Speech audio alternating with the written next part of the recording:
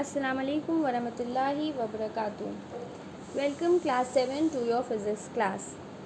Our today's topic is density. Each substance has a certain mass and it occupies space. Generally, a substance that has more mass occupies more space. We can also say a substance that has more mass has more volume. But it has been experimentally observed that equal masses of different substances have different volumes, and equal volumes of different substances have different masses. Let us understand with the activities. Take a beam balance, common salt and 1 kg weight. Now place 1 kg weight made of iron on the right pan of the beam balance and put common salt on the left pan till the mass of common salt becomes equal to the mass of iron weight. Now observe the space occupied by common salt and 1 kg weight. What did you notice? You will observe that 1 kg of common salt occupies more space than 1 kg weight. So we can conclude that equal masses of different substances have different volume. Let's do another activity that shows equal volume of different substances have different masses. Take 4 cubes made of iron, glass, aluminium and wood, each having side 1 centimeter, and take a beam balance. Now find the mass of each cube using a beam balance. What do you notice? You will observe when you weigh the cube on a beam balance, you find that their masses are different, and when you compare all their masses, you will find that the iron cube is the heaviest and the wooden cube is the lightest. So you can conclude that equal volume of different substances have different masses. So from the first activity we found that 1 kg of salt occupies more space, which means that it has more volume than 1 kg of iron. What is the reason behind this? This is because the particles of iron are more closely packed than the particles of salt. We can also say that iron is denser than the salt. Similarly, from the second activity, we can find that the mass of iron cube is more than the other masses of substances because the particles of iron are closely packed as compared to other substances. So you can conclude from this activity that when more amount of mass is packed into the same volume, it becomes denser. So we express the amount of mass in a given volume in terms of density. What is density? The mass per unit volume of a substance is called its density. Density is equals to mass upon volume. The density of a substance increases when mass of a substance is increased for a given volume and volume of a substance is decreased.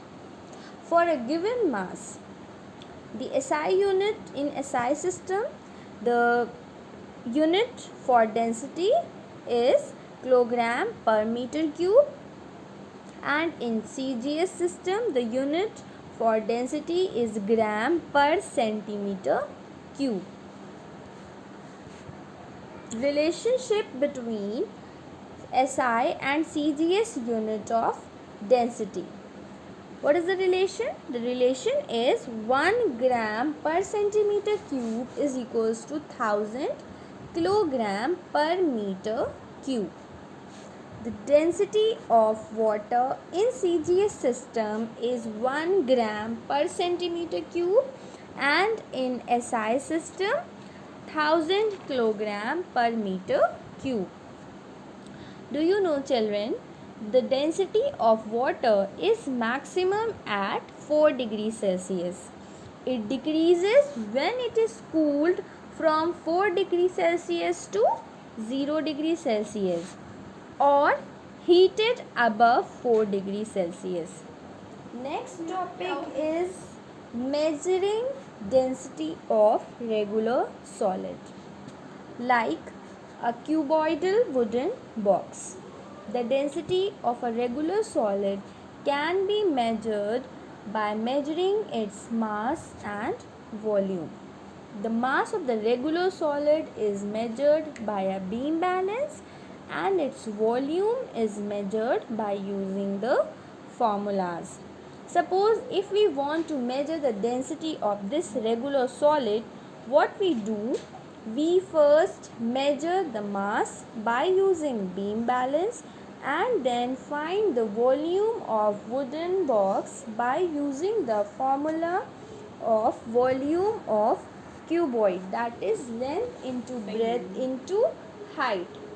So the density of cuboidal wooden box can be calculated by applying the formula of density, that is mass upon volume.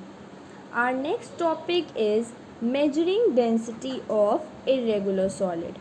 The density of an irregular solid can also be measured by measuring its mass and volume. We can easily determine the mass of any solid by using beam balance. The volume of solid can be measured by measuring the volume of liquid displaced by irregular solid when immersed completely in the liquid. We have already discussed in our previous class. After finding the mass and volume of an irregular solid, we will calculate the density by using its formula. Now suppose on measuring the mass of an irregular solid with the help of a beam balance, suppose the mass we get is 103 gram, and on measuring the volume we get 10 centimeter cube. We put these values in the formula. In which formula?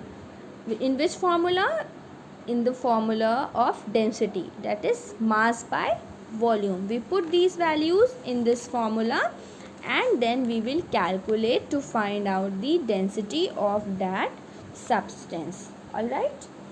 Okay. Next topic is distance.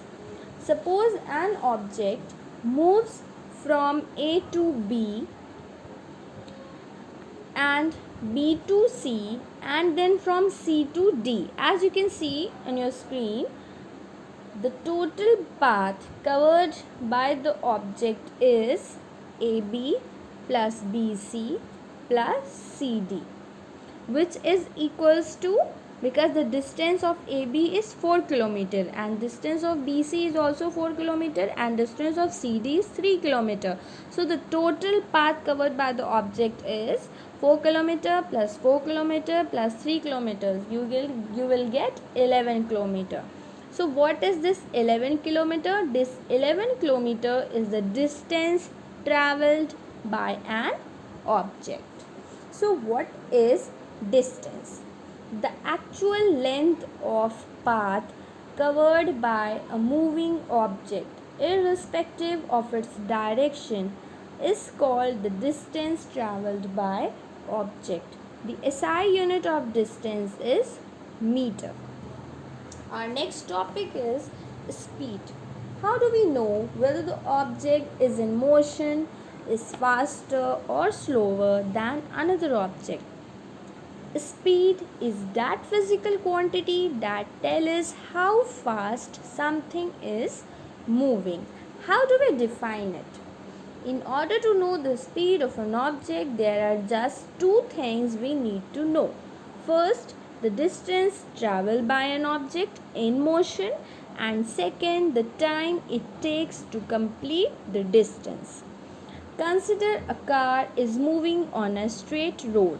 Suppose the time it takes to reach the other side is 30 seconds. Now consider another car which is similar to the first one chasing the first one. The time taken by second car to cover the same length of the road is 40 seconds.